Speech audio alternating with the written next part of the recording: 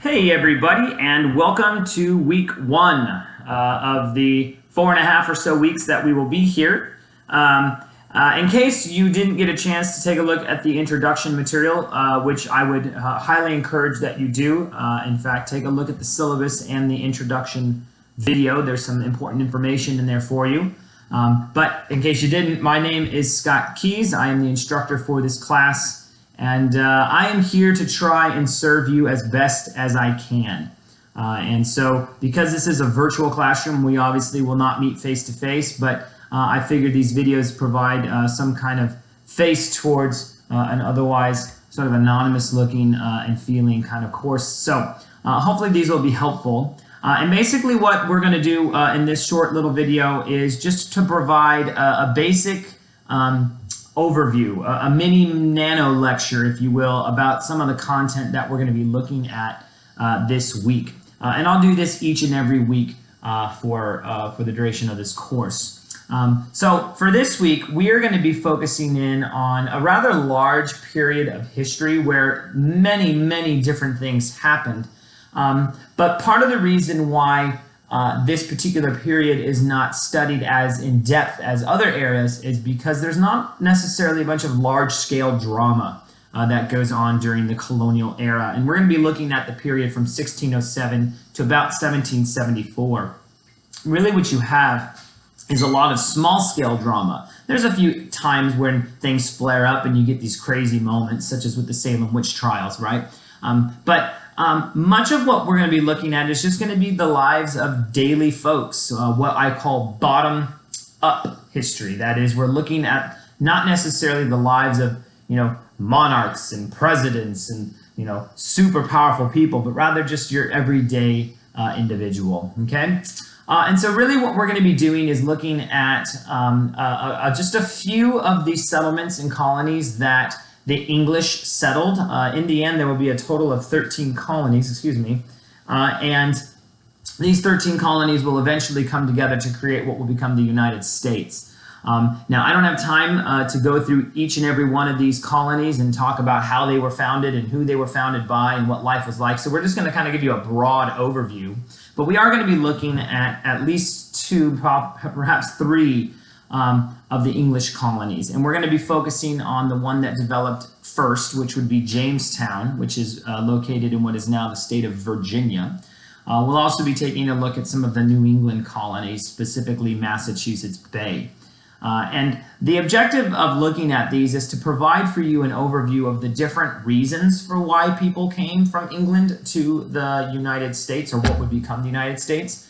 Indeed, there's a video in your weekly videos this week which talks about some of the reasons why the English began to colonize. A lot of it had to do with the market and the desire for goods and gold, but some of it also had to do with a desire for low-skilled or semi-skilled or even high-skilled artisans to make money, and some of it had to do for religious persecution, particularly as we will see in the New England colonies.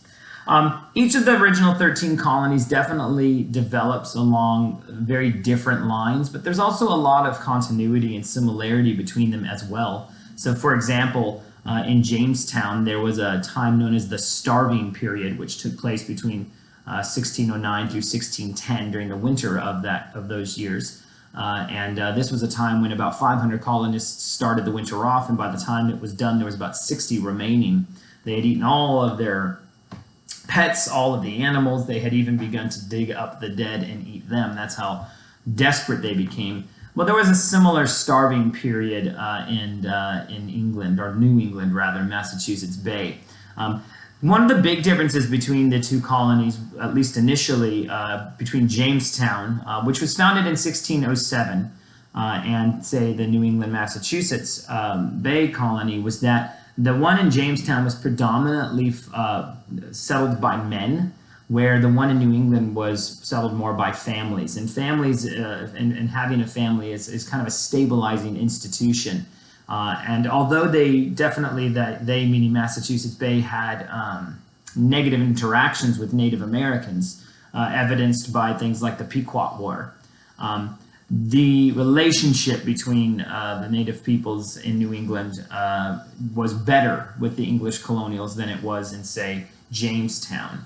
And indeed, the truth of the matter is that for both of these groups, whether they were Massachusetts Bay or whether they were in Rhode Island, founded by Roger Williams, which that's an interesting case in and of itself. Kind of digression. Roger Williams founds the colony of Rhode Island after having been kicked out of the Puritan colony of Massachusetts Bay. Roger Williams had a difference of opinion about how to treat Native Americans. He believed that we couldn't just take land from them. He believed that the king didn't have the right just to issue that you needed to be able to negotiate with Native Americans. He also believed in this concept of separation of church and state. Although it's different than what we would think today, Roger Williams was of the opinion that the state would corrupt the church, and so the two should be separated. And as you get into your lessons this week with the Puritans who settled Massachusetts Bay for religious freedom, you're going to note that the Puritans really were not tolerant of anyone's ideas other than their own. And so they kicked him out. They're also going to kick a lady by the name of Anne Hutchinson out because she challenges the political and social and gendered norms of this sort of patriarchal society. But definitely they are interesting because they have these similarities, but they also have their major differences. One of the major differences, of course, is why they are being founded to begin with. Massachusetts Bay and Plymouth Plantation or Plymouth Colony was founded in 1620 by the Pilgrims. Massachusetts Bay 10 years later in 1630 by the Puritans.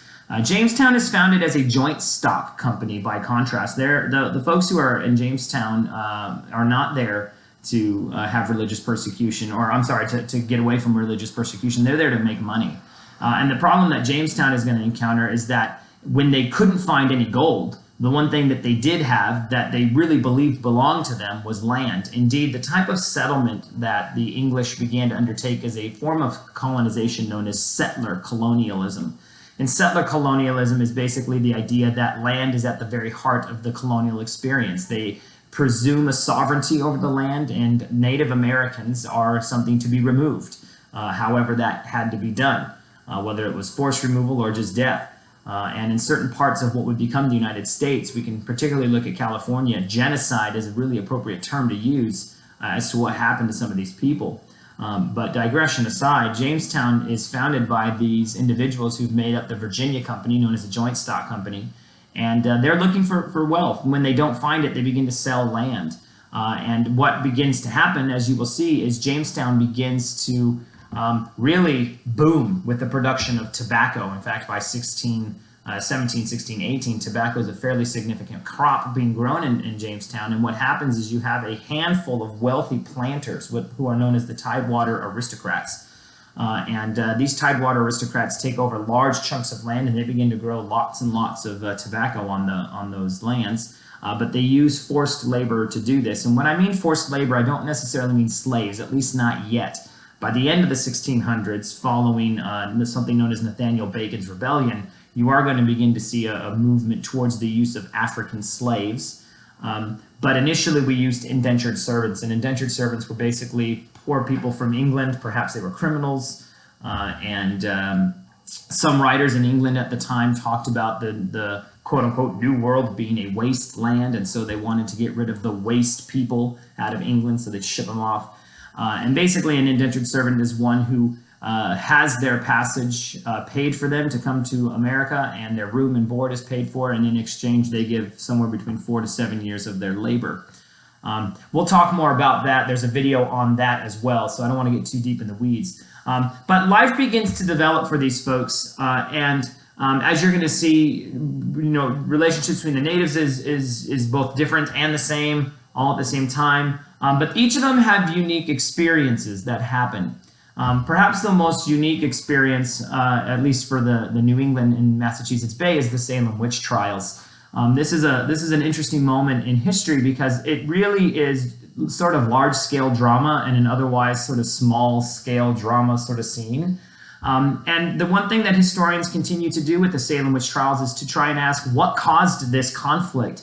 One of the things you're going to note is that the Massachusetts Bay Colony was a colony deeply rooted in its interpretation of the Bible. Indeed, that's precisely why they came.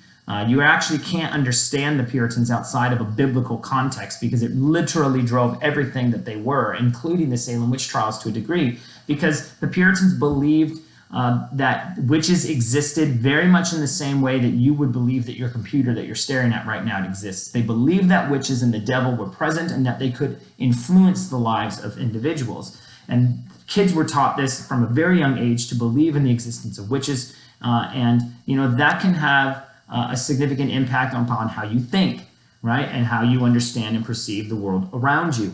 But you also need to note that there are a bunch of other things going on in Massachusetts Bay when the Salem witch trials eventually erupt in 1692. You've got a society that's deeply, deeply patriarchal.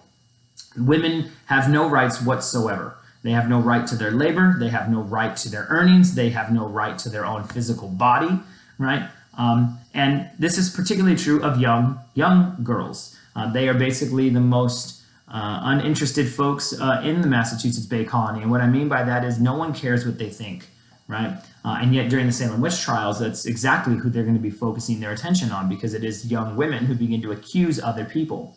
Now, you might say, well, the reason why the Salem witch trials happened is because, you've got these young girls who found a little power, they liked the attention, and they got a head trip. That might explain it. But there's a series of events, there's a series of pieces of evidence that we have to put into place. There's definitely fear within the Massachusetts Bay Colony. There's constantly Native American raids and wars, such as Queen Anne's War, King Philip's War.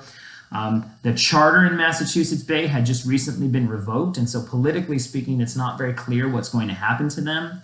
There's also some political dissension going on between two families. One is known as the Putnam family and one is known as the Porter family. And it's very interesting, if you take a look geographically at the town of Salem, is that the folks who are being accused of witchcraft live in the wealthier part of the town, and they tended to side politically with the family known as the Porters, who wanted to take the town of Salem and combine it with the village of Salem. They were two separate entities at the time.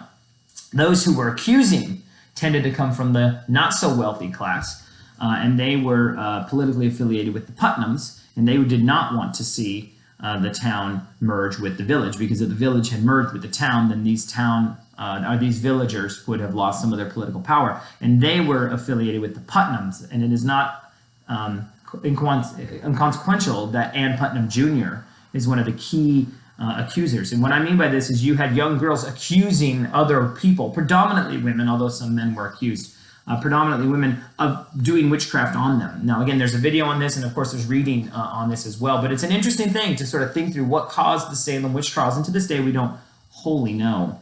That's one piece of large-scale drama that takes place during the colonial era. You have other movements, however, though, but we're going to focus in on a couple. One is called the First Great Awakening, and the other is the Enlightenment. And specifically, we're going to be looking at a specific individual with the Enlightenment, and that is a man by the name of John Locke. Much of his political philosophy found its way into our Declaration of Independence, as well as our Constitution. This is a man who definitely believed in the right to rebellion. That is, if your government does not uphold your natural rights, and according to John Locke, your natural rights included life, liberty, and property. If the government doesn't uphold the right to protect your liberty, then you have the right to overthrow it. John Locke also believed that all humanity was basically equal. He believed that at birth we were all a tabula rasa, that is, a blank slate. And so we could not necessarily say that one person, particularly a monarch, was better than somebody else. He challenged what he called the divine, or not what he called, but what some people call the divine right of king theory, the idea that God ordained a king, and therefore to challenge the king would be to challenge God.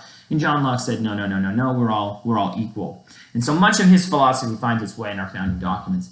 And then the First Great Awakening is a religious revivalist movement which contributes to the developing of an idea that you can choose your salvation.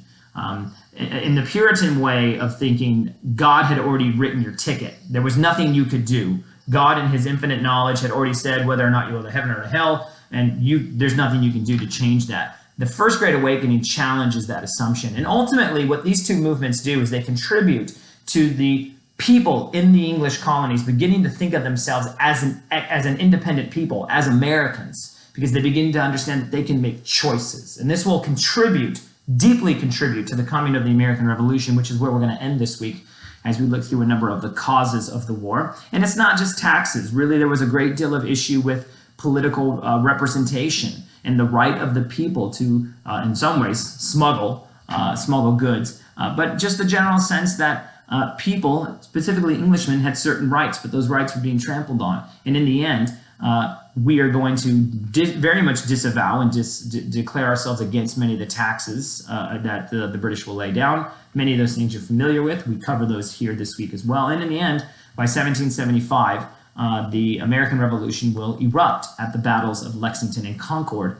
And ultimately, by the end of 1783, the United States will be a country. So that's really a very broad overview of what we're going to be looking at this week.